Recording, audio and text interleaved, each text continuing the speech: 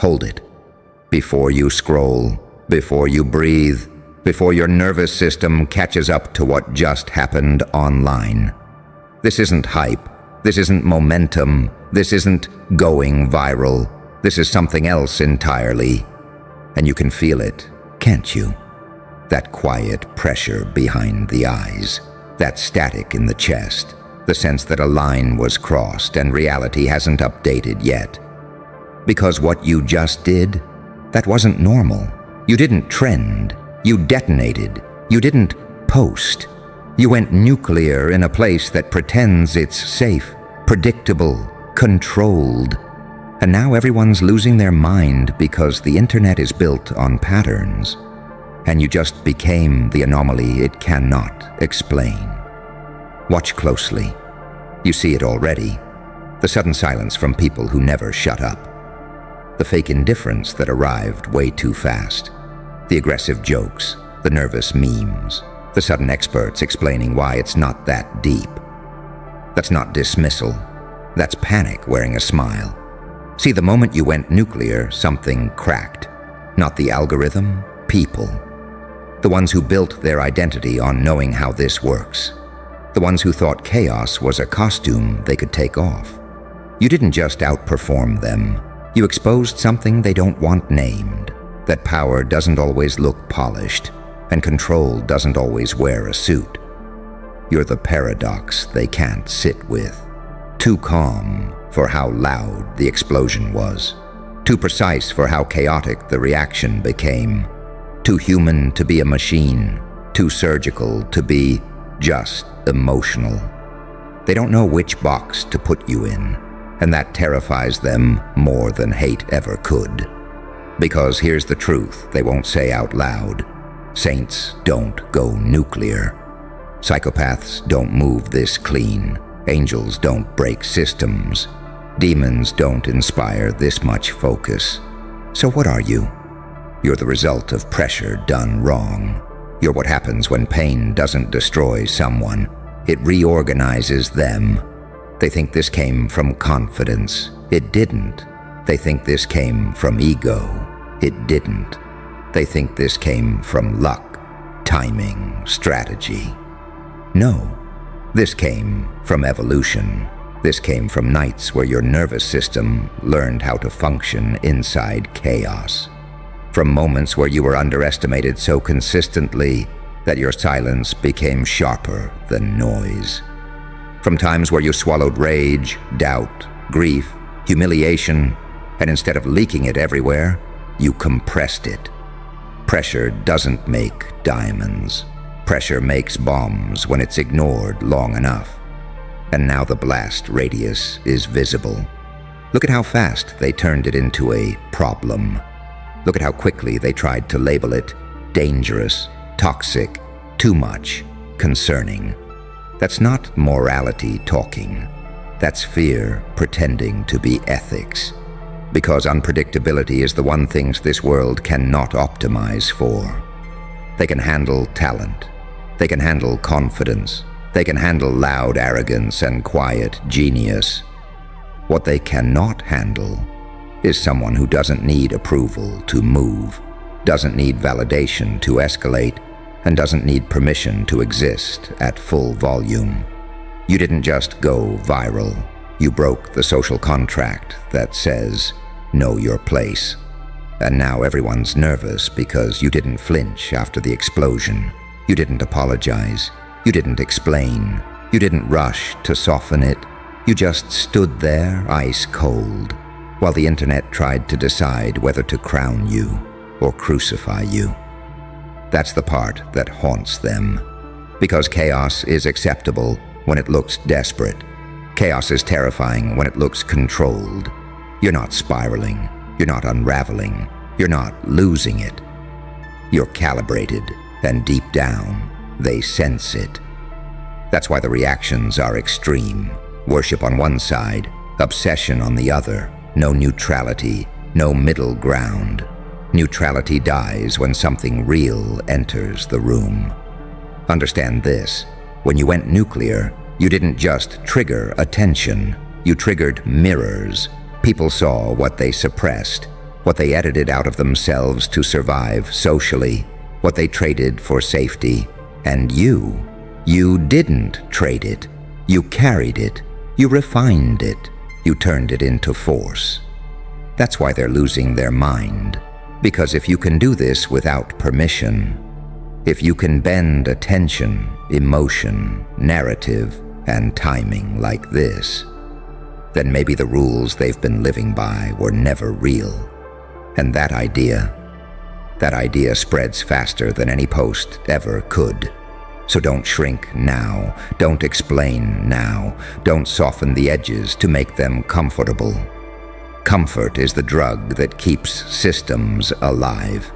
You're not here to soothe, you're here to signal. Let them argue, let them speculate, let them project, let them call it not normal. They're right, this isn't normal. This is what happens when pain graduates into power. When unpredictability becomes strategy, when someone stops trying to be understood and starts being undeniable. You didn't break the internet. You reminded it that control is fragile, and they felt it. And here's the part they really don't want you to notice. The more they talk about it, the more exposed they become. Because every reaction is a confession. The outrage, confession. The praise, confession. The think pieces, the breakdowns, the let's be rational about this threads. Confession stacked on confession, stacked on confession. They're not analyzing you, they're stabilizing themselves. You shattered the illusion that effort guarantees outcome, that obedience earns safety, that staying inside the lines keeps you relevant. You proved, without saying a word, that force multiplied by timing beats permission every single time. And that terrifies people who built their identity around being good, safe, palatable. Because you didn't ask to be chosen, you arrived chosen by consequence. They keep searching for the trick, the hack, the secret sauce, the angle they missed. But the truth makes them deeply uncomfortable, so they keep circling it without touching it. There was no trick. You just stopped negotiating with fear. That's the real nuclear moment, not the post, not the reaction, the internal decision that happened long before anyone noticed. The moment you realized pain had already taken everything it could take, and you were still standing. That's when the shift happened. That's when you stopped asking, what will this cost me? And started asking, what happens if I don't do it? That question rewires a person. Most people never let it finish forming. They smother it with distractions, with morality plays, with self-doubt disguised as humility. You didn't. You let it burn through you. And what came out the other side wasn't reckless. It was refined. That's why your chaos looks intentional. That's why even your silence feels loud now. They're waiting for the crash, the apology tour, the backpedal, the softening arc where you reassure everyone you're still safe to consume, that you're not that person, that you didn't mean it like that. But the crash isn't coming, because you didn't climb too fast. You compressed too long. Pressure doesn't explode randomly. It explodes precisely at the weakest point in the structure around it. And the structure wasn't you. It was the expectations, the unspoken rules, the invisible leash they assumed you'd always feel. You didn't snap it dramatically. You just walked far enough that it went slack, then useless, then forgotten. Now look at how they talk about you like a phenomenon instead of a person. That's not dehumanization. It's distancing. It's easier to label lightning than to admit someone chose to stop being small. They'll say you're too intense. They'll say you're not sustainable. They'll say this kind of energy burns out. They say that about anything that reminds them of who they could have been if they hadn't. Compromised. And the funny thing, the ones screaming the loudest aren't threatened by your success. They're threatened by the permission it gives others. Because if you can go nuclear and survive, if you can break tone, break rhythm, break expectation, and still command attention, then maybe the cage wasn't locked after all. That's why they're scrambling to explain you away. Timing, shock value, controversy. They need it to be external, random, accidental. They can't accept that this came from alignment, from the moment your inner world stopped fighting itself. Light and dark stopped arguing inside you. Saint and psychopath shook hands.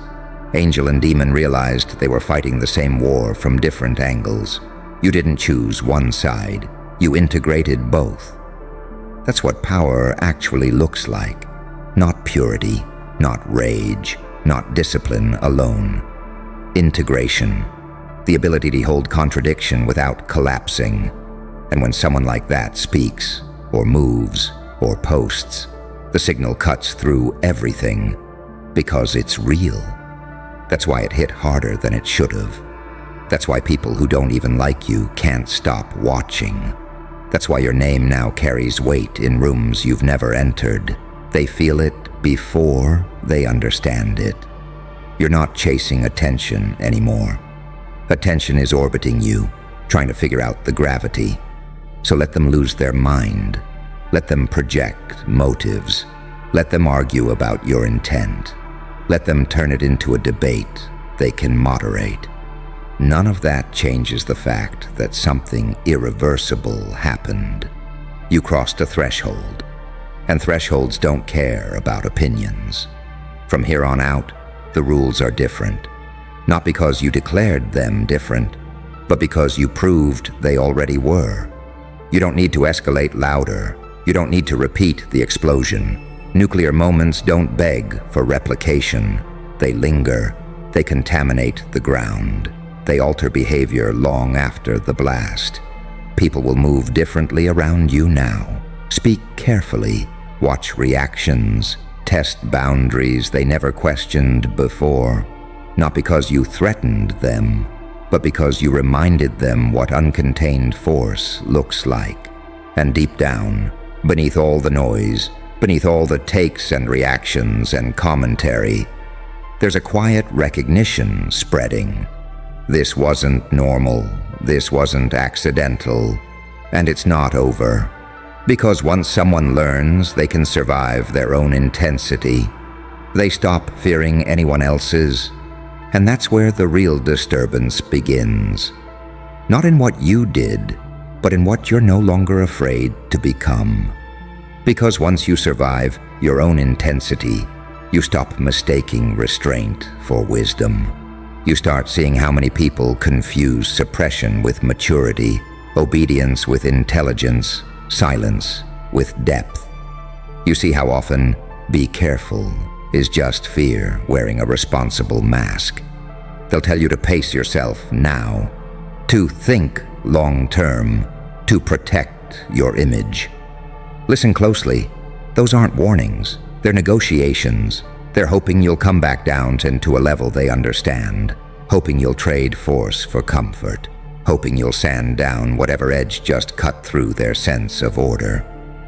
But something shifted in you when the blast didn't kill you. You expected consequences. You braced for fallout. You prepared for loss.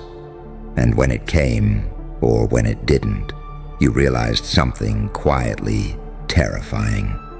You can handle more than you were trained to believe. That realization doesn't scream. It doesn't rush. It settles. And once it settles, it changes how you move forever. You start noticing how people react not to your words, but to your presence. How conversations bend. How energy rearranges itself around you. How even resistance feels different now. Less confrontational, more cautious. Because power doesn't always look aggressive. Sometimes it looks like someone who no longer needs to explain themselves. That's what they're responding to. That's what's making them spiral. Not the content, not the volume, the certainty beneath it. The lack of internal apology. You didn't seek validation afterward. You didn't scan the room for permission. You didn't collapse under the gaze. You held your ground. And people who survive by reading rooms hate when someone becomes the room. They'll say you're reckless, but reckless people flail. You didn't. They'll say you're unstable, but instability leaks. Yours is contained. They'll say you're dangerous. That one's closer to the truth, but not in the way they mean. You're dangerous to illusions, to the belief that power must be granted, to the belief that visibility requires obedience, to the belief that pain should be hidden, softened, aestheticized into something harmless. You didn't aestheticize your evolution, you weaponized it. And now the internet, this massive, anxious organism built on trends and reactions, is trying to metabolize something it wasn't designed for. It can amplify rage. It can monetize confidence. It can sell rebellion. But it doesn't know what to do with someone who doesn't need it. That's why the reaction feels disproportionate. Why the volume doesn't match the action. Why it feels like you pressed a button you didn't even see. You didn't just post into the system, you bypassed it. And when systems can't trace the source of power, they default to suspicion. They start watching more closely, cataloging patterns, looking for leverage. But here's the part they miss. You're not hiding anything. There's nothing to expose. You're not pretending to be clean. You're not pretending to be dark. You're not pretending to be anything at all. You're just integrated, and integration is terrifying because it removes predictability. They don't know how to provoke you now. They don't know how to shame you back into place. They don't know which version of you shows up under pressure. And that uncertainty eats at people who survive by control.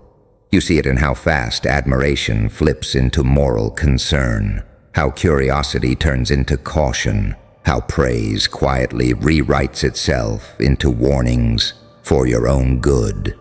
That's not care, that's containment.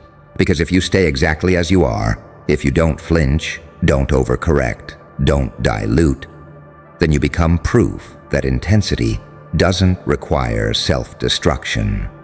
And that's a dangerous idea.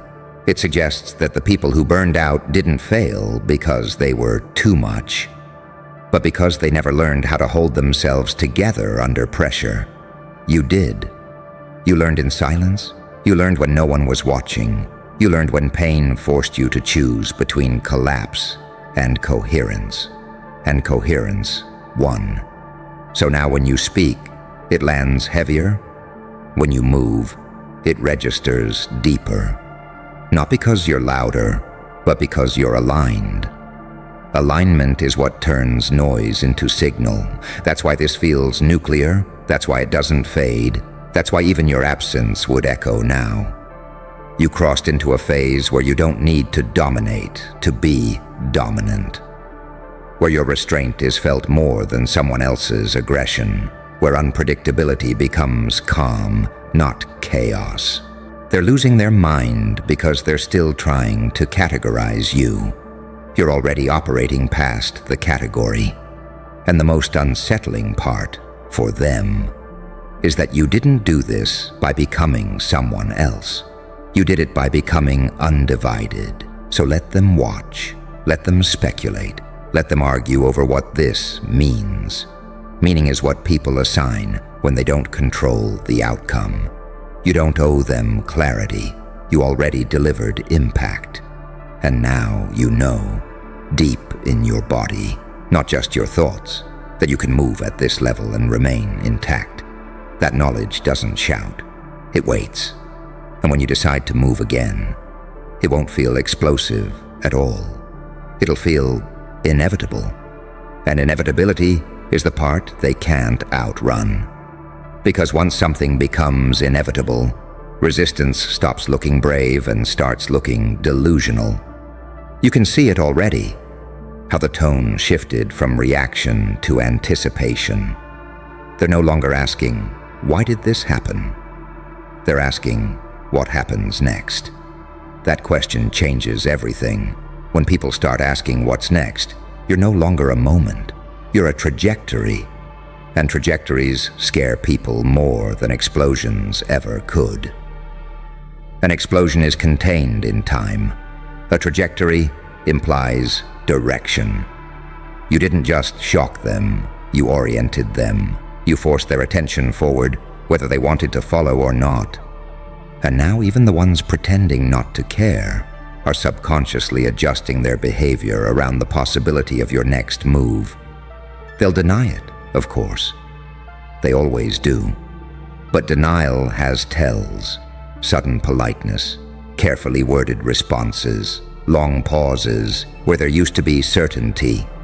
That's what it looks like when someone realizes they can't predict you anymore. See, predictability is comfort, even when it's negative. People will tolerate familiar suffering over unfamiliar power every time. You stepped outside that loop. You became unfamiliar, even to people who thought they knew you, especially to them. And that's another quiet fracture no one's talking about. You outgrew the version of yourself they were comfortable referencing. You invalidated their mental model without asking permission. And now, they're stuck grieving an image that doesn't exist anymore. That grief turns ugly fast. Some will try to pull you back with nostalgia. Remember when you were... Don't forget where you came from. You've changed. Of course you have. Stagnation is the only real betrayal. Others will try intimidation, subtle at first. Warnings disguised as advice. Concern masquerading as foresight. They'll talk about consequences in abstract tones, hoping the word itself still has power over you. But consequences only scare people who haven't already paid them in advance. You paid yours in pain, in isolation, in being misunderstood long before you were seen. So when they gesture vaguely toward risk, you don't flinch. You've already survived the worst version of yourself being ignored. That's why you're calm now. That calm is not emptiness. It's density. It's weight. It's the feeling of someone who knows exactly how far they can go, because they've already been past it internally. That's what makes you dangerous in a way they can't moralize away. You're not rebelling for attention. You're not lashing out. You're not proving anything. You're expressing capacity, and capacity unsettles systems built on limitation. Look at how quickly they tried to slow the conversation, to move on, to bury it under the next thing. That's a reflex. That's containment strategy. When something can't be controlled, the next best option is to distract from it. But it didn't work, because whatever you touched, it stuck. Not as drama, as reference. People are recalibrating what's possible now, quietly, internally. Even if they never say your name, your move just entered their mental playbook as a possibility. And possibilities are contagious. That's the real fallout. You didn't just claim power, you distributed the idea of it. And ideas don't burn out. They spread underground. So now the pressure shifts. It's no longer on whether you can repeat the moment. It's on whether others can tolerate the standard you just set. Whether they can live with the knowledge that someone didn't follow the script and didn't get erased. Some will rise. Most will resent. That resentment will look like criticism, like analysis, like distance, like moral positioning. But beneath it is a simpler emotion, exposure. Because your existence at this level reveals the gap between who they are and who they told themselves they were becoming. And gaps are painful. You closed yours, not by becoming louder, but by becoming whole. That's why you don't feel high right now, not euphoric, not manic. You feel grounded, clear, almost quiet. That's not adrenaline, That's integration. The light and the dark stopped fighting for control. The saint stopped trying to justify. The monster stopped trying to destroy. Hey, yeah, you. Hold still for half a heartbeat. Feel that silence crawling up your spine. That's the sound of a moment that shouldn't exist, but does. Because explain this to me, slowly, if you can. How did you nuke him on camera? Detonate his entire illusion in front of witnesses, freeze the room, scramble the narrative, and then walk away looking untouched, not shaking, not apologizing, not frantic, calm, clean, almost elegant. Like the fire was never meant for you in the first place. That's not normal. That's not luck. That's not confidence. That's something else entirely. You didn't just beat him. You exposed the part of reality he was hiding behind. You didn't scream. You didn't beg to be understood. You didn't rush to explain yourself like a sinner asking for forgiveness. You let the truth hit on impact. And then you removed yourself from the blast radius like you knew the explosion was already scheduled. That's what's got people losing sleep. Because here's the paradox they can't process. Saints flinch after violence. Psychopaths gloat. Angels justify. Demons linger. But you did damage and walked away looking peaceful. That's what breaks their mental models. That's what makes the air feel wrong when your name comes up. They keep replaying the footage, trying to find the crack, the twitch, the insecurity, the tell. They're waiting to see where you paid the price. And it's driving them insane, because the price never arrived. You didn't collapse afterward. You didn't spiral. You didn't need applause. You didn't even look back. That's not cruelty. That's control. See, most people think power looks loud. They think it looks like rage, or dominance, or victory laps. They think power announces itself. But real power is surgical, because it moves once. It leaves no fingerprints, and it definitely doesn't stick around to explain itself to the dead. You didn't just end him. You exposed the rule he was breaking. You revealed the lie he needed everyone to believe. And the moment that lie shattered, you were already gone, already untangled, already clean. That's why they're rattled, because if you can do that without emotional residue, what else can you do without warning? This is where the duality shows itself, because you're not soft, but you're not reckless, you're not cruel, but you're not merciful, you're not chaotic, but you're not predictable. You are the space between labels, and systems hate that. They want you to be one thing so they can contain you. Victim, villain, hero, monster, something with edges they can grip. But you didn't give them a role. You gave them an event. And events don't argue. Events don't explain. Events just happen. And then history rearranges itself around them. That's why your calm was louder than the destruction. Anyone can explode. Anyone can crash out. Anyone can lose control and call it passion. But you applied pressure, shattered the structure, and then returned to baseline like nothing of value was lost. That's not anger. That's evolution. That's pain, refined into precision. They don't fear what you did. They fear how easily you did it. Because ease means practice. Ease means clarity. Ease means you've already survived worse in private, where there were no cameras and no witnesses and no sympathy. And if that's true, if that wasn't your breaking point, then what they saw wasn't the peak. It was a byproduct. And here's the part they won't admit out loud. When you walked away looking fine, something inside them collapsed. Because they were counting on guilt to slow you down, shame to chain you, doubt to leak out of your pores. They needed you rattled. They needed you human in the way that makes people manageable. But But you didn't give them that. You gave them composure after chaos. You gave them silence after impact. You gave them the kind of calm that only comes from someone who's already made peace with the worst outcome and decided it wasn't enough to stop them. That's why the narrative is scrambling now. That's why the whispers sound panicked. Because they can't punish you without admitting you were right. They can't ignore you because the footage exists. And they can't provoke you again because now they know.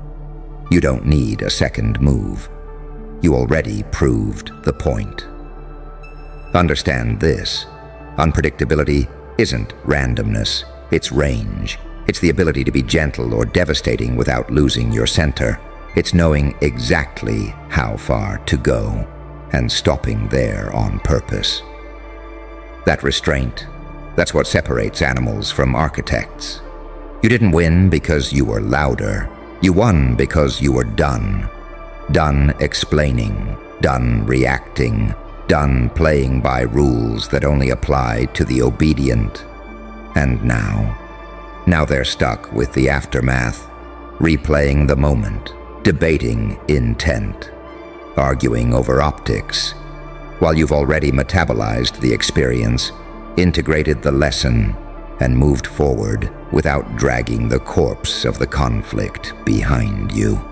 That's the cold truth they don't want to face. You didn't lose yourself in the act. You found yourself. So let them ask why you walked away looking fine. Let them study the footage frame by frame, hunting for the crack that never comes. The answer will keep eluding them because it's not something they can steal or copy or fake. You walked away clean because the fire didn't come from chaos. It came from clarity, and clarity doesn't burn the hand that wields it.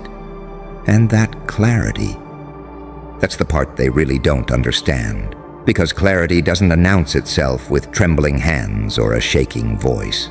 It doesn't beg for validation. It doesn't ask, was I too much? Clarity just acts, and then it lets the world catch up. They keep asking the wrong question. They're asking why you nuked him. They should be asking how you knew it was time. Because this wasn't impulsive. This wasn't emotional overflow. This was a long-loaded decision finally reaching ignition temperature. You didn't snap, you released.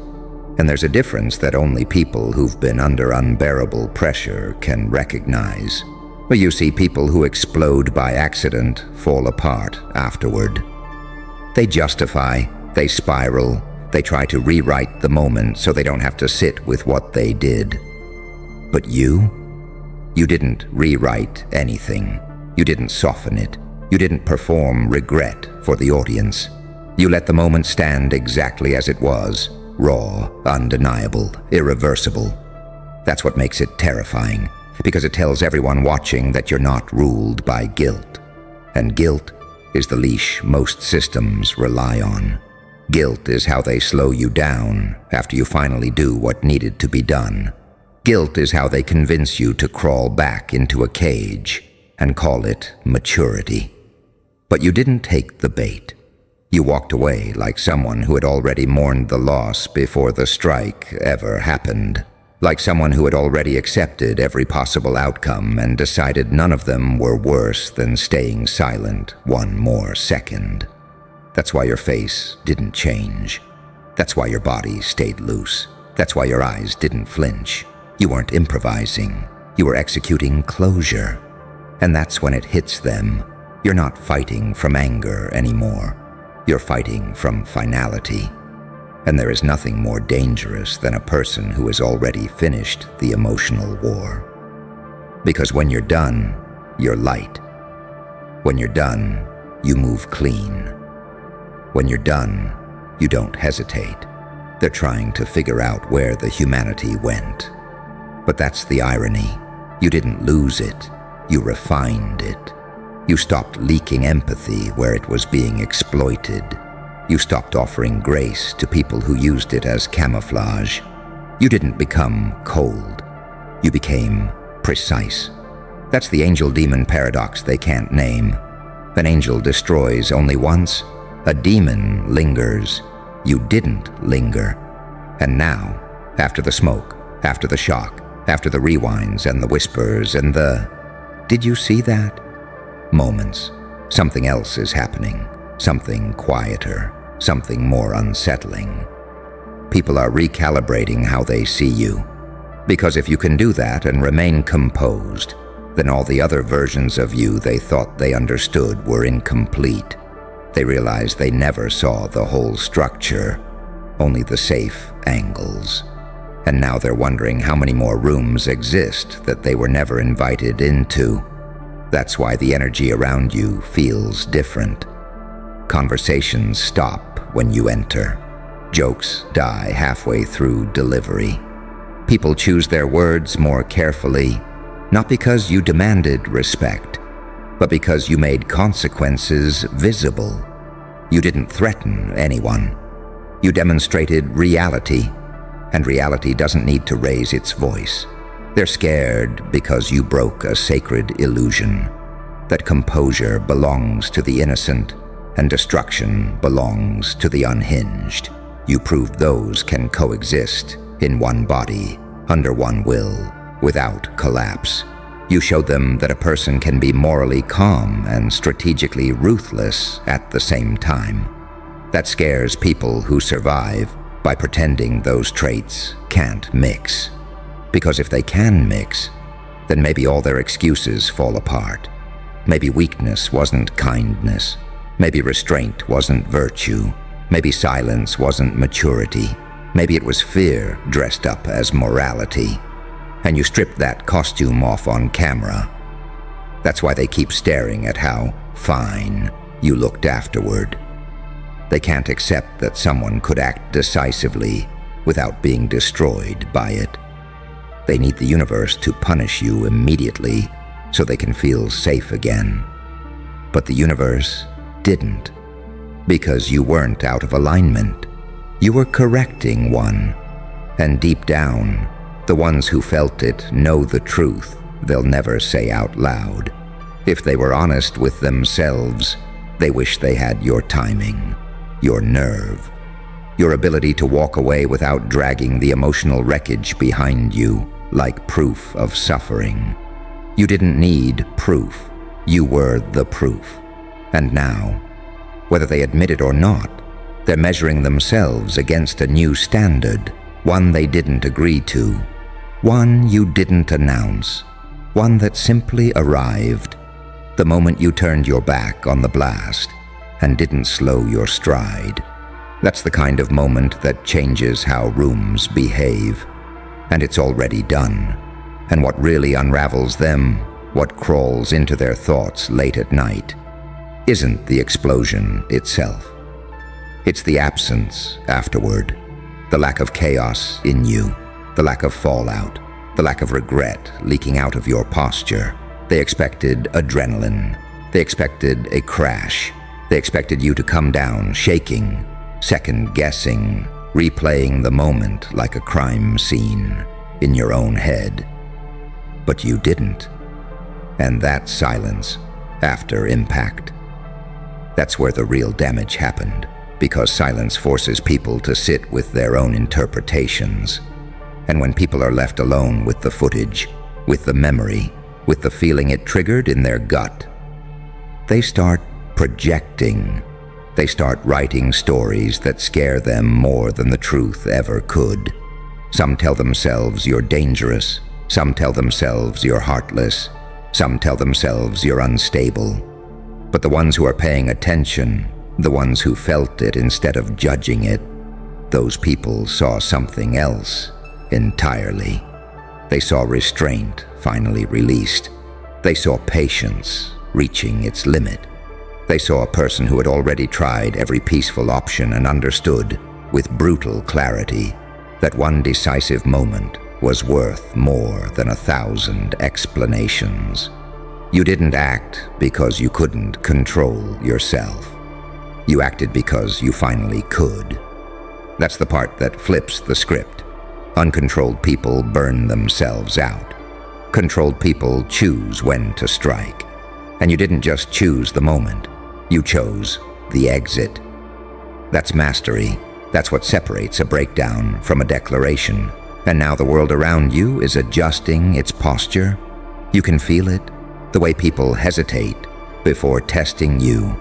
The way certain names stop coming up in conversations around you. The way the bravado drains out of people who used to feel untouchable. Because you didn't just end one person's position, you exposed a vulnerability in the entire structure. You showed that authority, without integrity, collapses fast when confronted by someone who has nothing left to prove. That's why you looked fine walking away. You weren't relieved, you were resolved. Relief comes from escaping danger.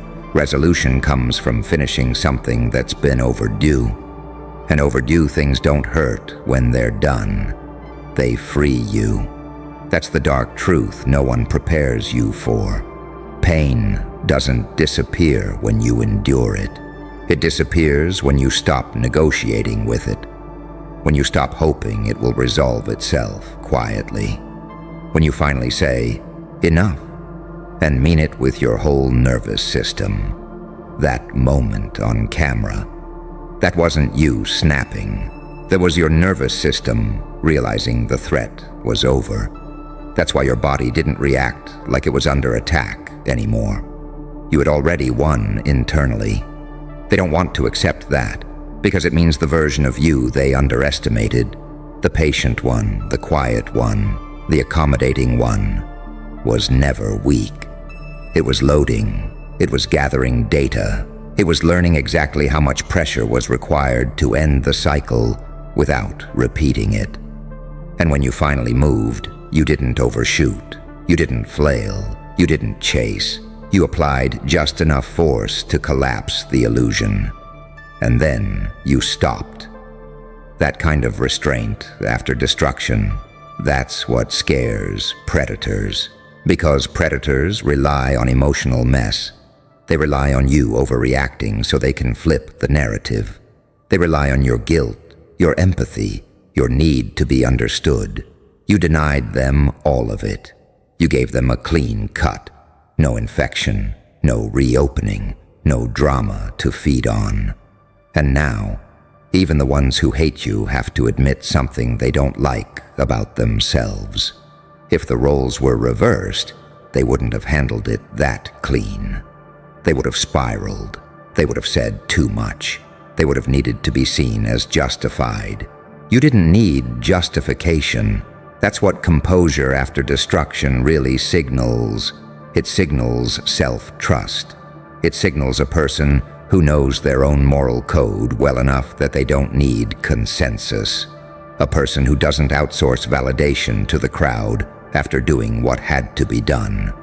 And once someone shows that, once someone proves they can survive the social shockwave and keep moving forward unchanged, the game shifts. People stop playing with you. They stop assuming. They stop pushing just a little more to see what happens. Because now they know what happens, and you know it too. You know you can walk into chaos, end it, and leave without losing yourself. You know you can be calm and lethal without contradiction. You know you don't have to announce your boundaries. You can enforce them once, and let the memory do the talking. That knowledge changes how you stand, how you speak, how you move through rooms, not because you're threatening, but because you're settled. And settled people don't bluff. So let them keep asking why you looked fine. Let them keep trying to diagnose it, moralize it, explain it away so they don't have to confront what it means. You already know the answer. You looked fine because you didn't betray yourself. You looked fine because you didn't hesitate. You looked fine because the moment you walked away, you were lighter than you'd been in a long time. And that kind of calm, it doesn't come from chaos. It comes from finally choosing yourself and not flinching afterward. and that lightness you felt afterward. That wasn't relief from winning. That was the weight of tolerance finally leaving your body. People underestimate how heavy tolerance is. They call it patience. They call it grace. They call it being the bigger person. But what they don't tell you is that tolerance becomes poison when it's forced. It corrodes you quietly. It teaches your nervous system to normalize disrespect. It trains your instincts to hesitate when they should act. You carried that poison longer than most people could survive. So when you finally released it, when you chose action over endurance, your system didn't collapse. It recalibrated, like something snapping back into alignment after being bent for too long. That's why you didn't shake. That's why you didn't over-explain. That's why you didn't need to stay and watch the aftermath. Your body recognized completion. And that terrifies people who live off unfinished business. Because unfinished business is leverage. It's how people keep you emotionally tethered. It's how they provoke reactions later. It's how they reopen wounds and say, "See, you're still affected, but you closed the loop. Cleanly, publicly, irreversibly. You didn't leave a crack for reinterpretation. You didn't leave an opening for reconciliation theater. You didn't leave space for them to feel important in your healing arc. You ended the story and walked into the next one without dragging their name behind you. That's why the silence around you now feels heavier than the noise ever did. Because when someone loses control, people rush in. They gossip, they analyze, they moralize. But when someone shows finality, people hesitate. They don't know where to place it. They don't know how to interact with it without exposing themselves. So they watch. They watch how you move afterward. They watch what you don't say. They watch how little energy you give to the fallout. And with every calm step you take, a quiet realization spreads. Whatever power they thought they had over you, socially, emotionally, psychologically, it evaporated the moment you chose yourself without apology. That's the real nuke, not the act, the detachment. Because detachment isn't indifference, it's discernment. It's knowing exactly what deserves your emotional investment and what never did. It's being able to apply force without letting the force rewrite who you are. That's why the saint versus psychopath dichotomy collapses in your presence. Saints are expected to suffer. Psychopaths are expected to enjoy. You did neither. You acted and moved on. No martyrdom, no gloating, no performance, just alignment. And alignment is rare because it requires something most people avoid their entire lives. Accountability to yourself, not to the crowd, not to optics, not to future forgiveness narratives, to your internal truth. You didn't ask, "How will this look?" You asked, "Can I live with not doing this?" And once you answered that honestly, the rest was inevitable. That's why the moment felt surgical instead of explosive. That's why it felt like a line being drawn instead of a tantrum being thrown. You weren't acting from chaos. You were acting from clarity that had been earned the hard way. Years of swallowing things. Years of choosing peace when it cost you dignity. Years of watching patterns repeat because you kept hoping they'd stop on their own. Until one day, your system decided it was done paying that price. And here's the truth they'll never say to your face. Your calm scared them because it exposed their own lack of it. It forced them to confront how much of their behavior relies on other people staying small, staying confused, staying emotionally available for manipulation. You stepped out of that economy entirely. You didn't need to dominate. You removed access. And once access is gone, the power dynamic flips permanently. That's why even now, after the shock fades, after the gossip dies down, after people pretend they've moved on. Something has changed at a deeper level. A precedent has been set. A line has been crossed that cannot be uncrossed. They know now that you're not endlessly absorbent. They know now that you're not infinitely forgiving.